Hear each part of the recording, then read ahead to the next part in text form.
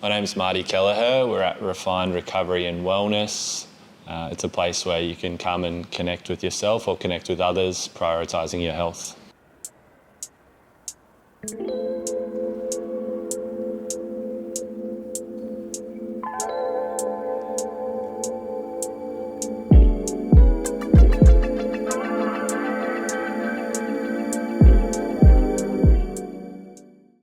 In regards to Refined and the idea behind Refined, and how did it all evolve into what we see, what it is today?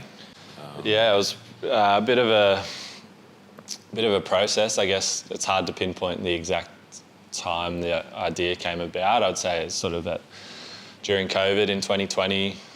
Yeah. Just, I think like many people trying to, brainstorm ideas and things of like what to do, and are you happy with where you're at and where you want to sort of get to. And I remember my brother first said, we were chatting about ideas, and he said, have you been to one of these places? There are only very few in the cities. And no, I haven't, but have always sort of loved cold plunging, sauna, swimming through winter, all those kinds of things, and just liked the way it made me feel personally without knowing too much about the science and things like that. So that was really attractive from the start.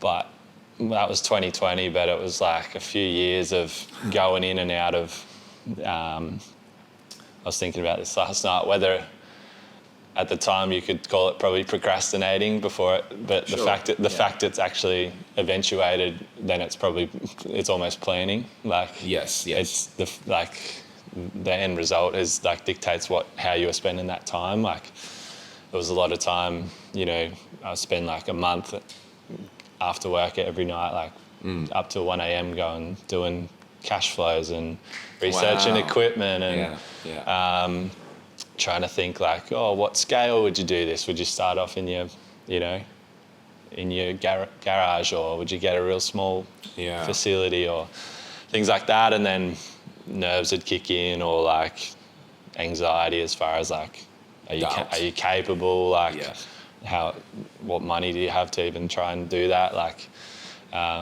so that sort of went on for like a couple of years. Okay. During that planning, what did you think was like the most challenging element of like, okay, I know I've got the building now, I know where I am, I know what I'm gonna do. What was the most challenging element to be able to set this all up? Because obviously you got 2 pools. I guess like what went back and forth on was like once we settled on like, this is a good idea and it can really help people. I guess initially a lot of this stuff, especially in a regional town, is sort of reserved in your mind for like professional athletes and the physical recovery. But I think the way like socially things are going, like in trends and things like that, people have picked up on like the benefits for your mental health, and if it can help professional athletes recover from a 90-minute game, it can help the nurse that's standing on a ward for 12 hours a day. That's it. Yeah. The tradie that on the job site in the heat, or the office worker sitting at their desk just needing help circulation and things like that. So once we decided like this can actually help everyday people, it was just deciding what scale to sort of do it on.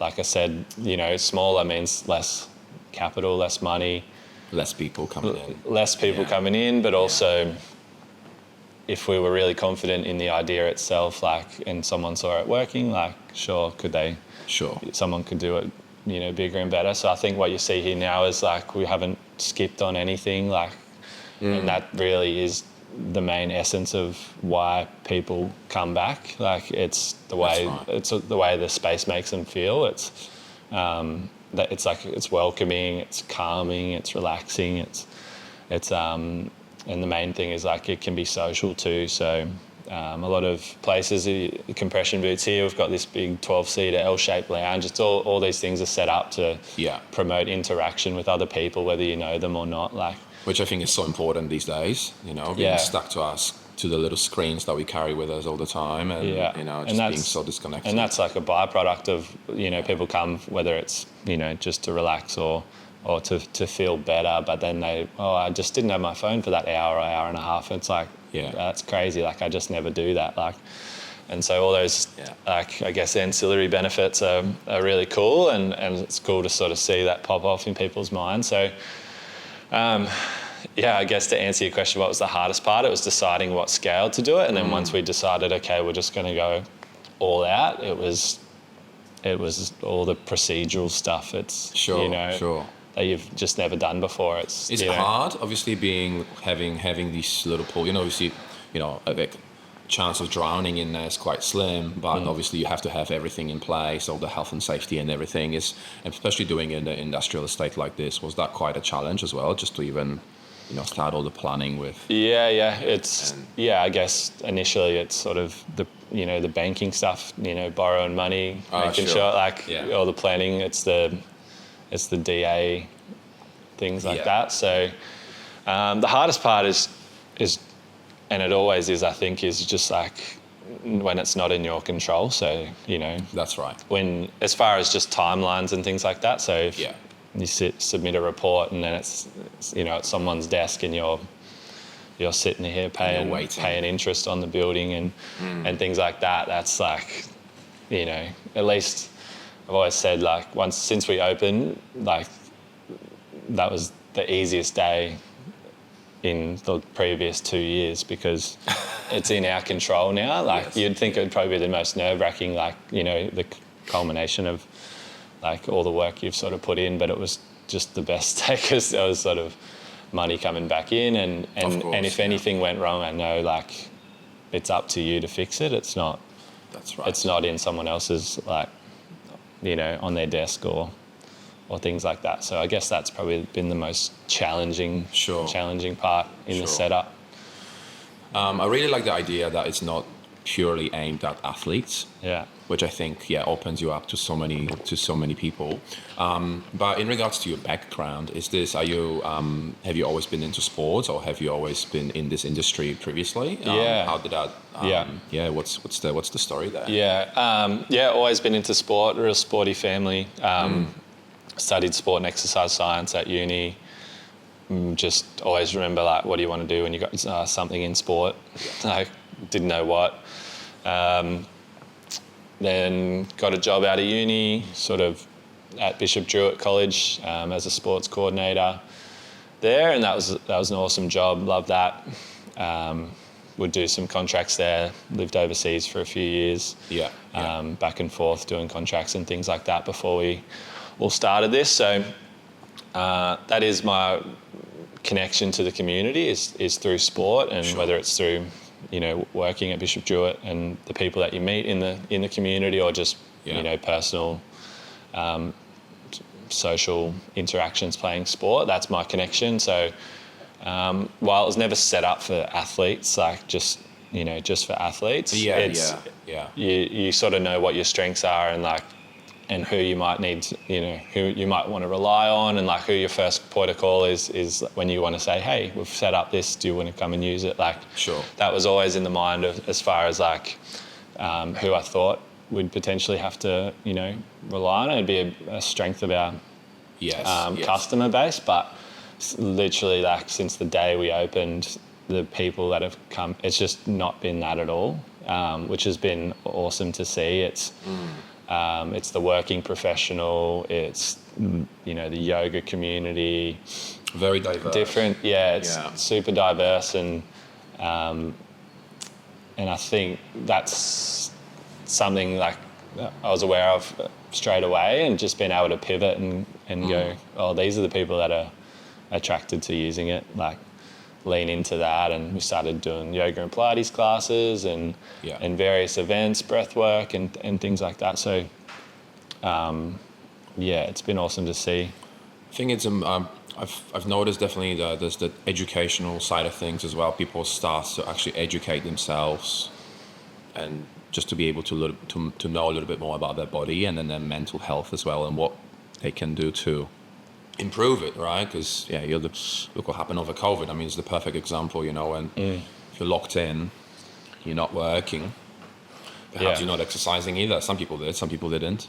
Yeah. But I think like going out of that, I think is the perfect time for this place to to open its gates really, for then have that wave of people being like, okay, I actually want to take care of myself. I perhaps don't feel too well. My body's shutting down, and well, there's two things to that, I guess, with COVID, as far as like, I think people are a lot more health conscious now. You couldn't go out to bars and restaurants, and you're at home. The only form of, interaction you could have was exercise with other people. You could be outside if you're exercising. I think golf, you could play golf because it was like, that's probably the only sport that was running, because you were, outside and walking. You could do the social distancing thing. So I think there was a bit of a break in trend as far as like, drinking and the different types of social interactions that people engage with, like with their friends. So so the prioritising your health aspect of it is like, that's what people can come and use this. They can come and be healthy and catch up with their friend. Like, they've got so many guys that come in with their friends like 3 times a week, and they come straight after work, and instead of going to a pub and having a beer, going to the pub, they're not. They just come and have a chat, and then you've got a whole nother layer as far as like your body's under a bit of stress in the cold plunge or the sauna, and sort of that, breaking down that initial layer and being a little bit more vulnerable and all those kinds of things. So there's the health side of it, but there's also like the social side of it. It's another avenue for people to catch up with their friends or things like that. Even it's not just all about drinking, but it's, instead of going for a coffee or going out for lunch and things like that, you can come and do this all together. Refine your body. Yeah. So we're like basically on refine there, when you're asking about like what the hardest thing with the scale and things, I was sort of trying to explain that we could go all out, and we could have like, hyperbaric chamber and cryotherapy and all these things. And it's like, well, what are the main values of like what we're trying to create, and beyond the health, like the benefits of what we've got here, the sauna, the hot and cold magnesium pools, but it's like the community and those things allow it to do it. It's like, it's why it's not a one-person sauna. It's why it's not an individual ice bath. It's why it's not a recliner chair. It's like, and so it's a little bit more refined, like, and let's just focus on those 3 core things. So that's sort of how I was explaining it to someone, and then refine popped in, and it's like, oh, it has a decent ring to it. So I think such an important part. And once you build that community, it will stay. People are attracted to having that connection with other people, I think, as well, especially if they're around in an environment that it's making them better. Yeah. And that's part of that COVID thing, as far as people don't really know what their baseline of health could be. It's very easy to get stuck in like, this is my new normal. Like, as far as, I'm just getting older. Like, this is how it's supposed to be.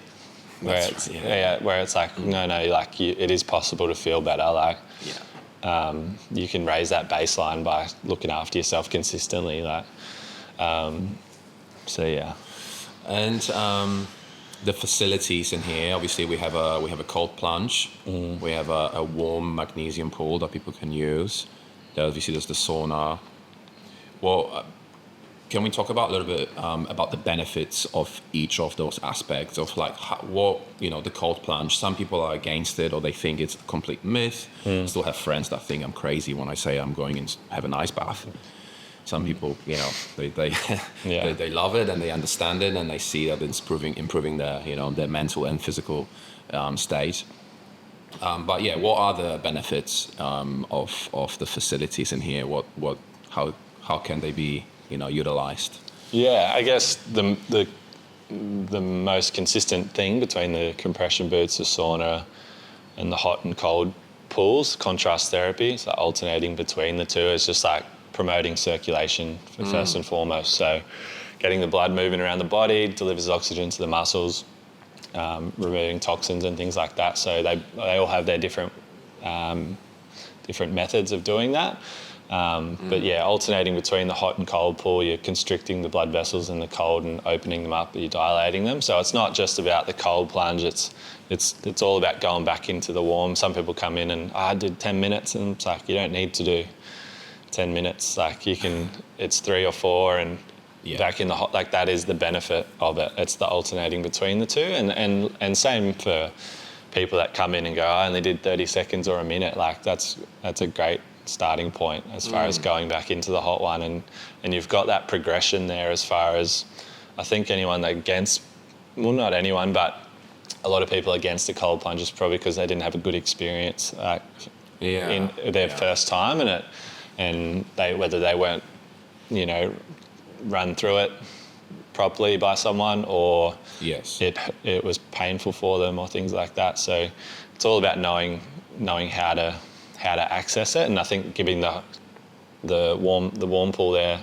as an option, like it can help with progression. As far as like you get in those cold, some people with the inflatable ice bars or the chest freezers, they're 1, 2, 3 degrees. Like it's painful, and you get out, like what's the alternative? Your body's got to warm up itself, which is where a lot of the benefit comes from. But if you didn't have a great experience, you're not going to hop. You're not going to hop straight back in it, because it's still 2, 3 degrees. Where going from the hot to the cold, you can sort of build on it. So ours sits at about 8 or 9 degrees.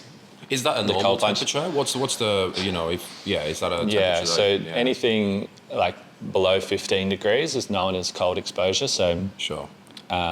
Which is where you're going to see the benefits that the cold exposure gives you. But the rule of thumb is spending a minute per degree in total, like in your session.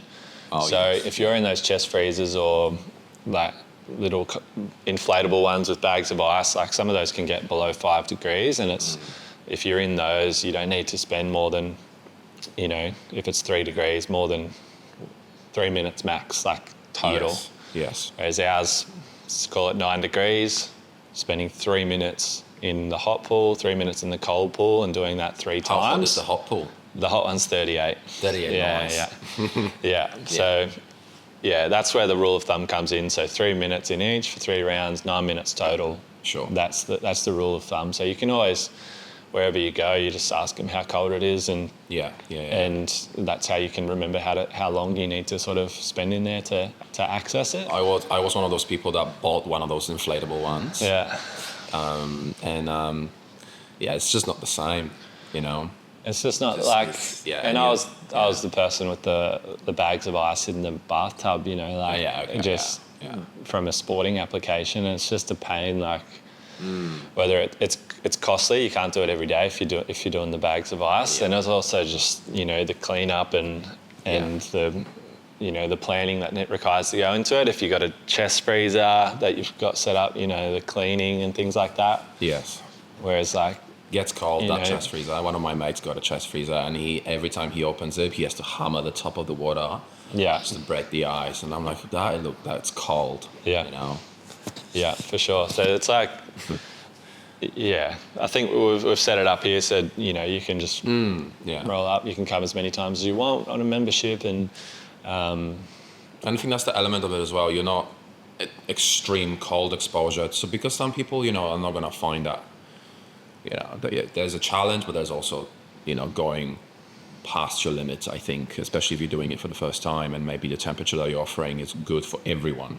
People that have experienced, the cold exposure, and people maybe that haven't, and if they can all meet in the middle, that's so true, and that's sort of why we've settled on this range of temperature, where it's like it's like you just said, it's in the middle of those people that do it so regularly, and it's still challenging for them, but it's also challenging for people trying to get into it, but it's not so challenging that they never want to come back or never got back in there. So like the most common thing that people come in and maybe spend 30 seconds in the cold pool and then go back in the hot pool, and then the next time they do a minute, 2 minutes, and then I did 3 or 4 by the end of it, and they feel like they've accomplished something, and that's part of the benefit of why people cold plunge. It's like and why all these people talk about doing it to start your day, like doing something quite tough to gives you that feedback loop of like, oh, I just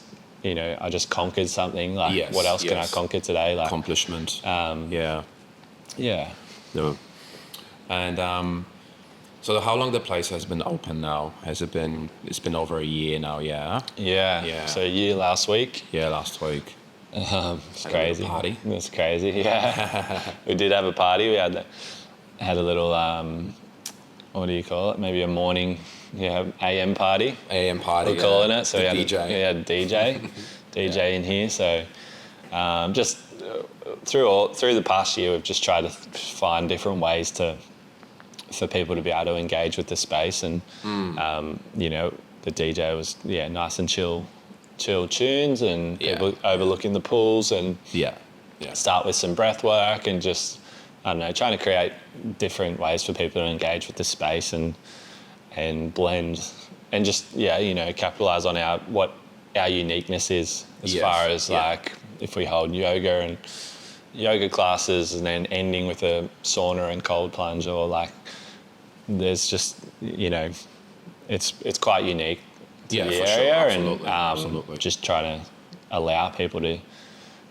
like we were talking about that COVID and prioritizing your health, like people still love listening to live music, like it's just because then live music's not just at a pub or a cafe, like where else can we sort of try and enjoy that? So trying to add to the whole experience. And with our regular events, sort of we've got ladies' nights and men's nights, sort of maybe once every 6 weeks or so, which has been really popular.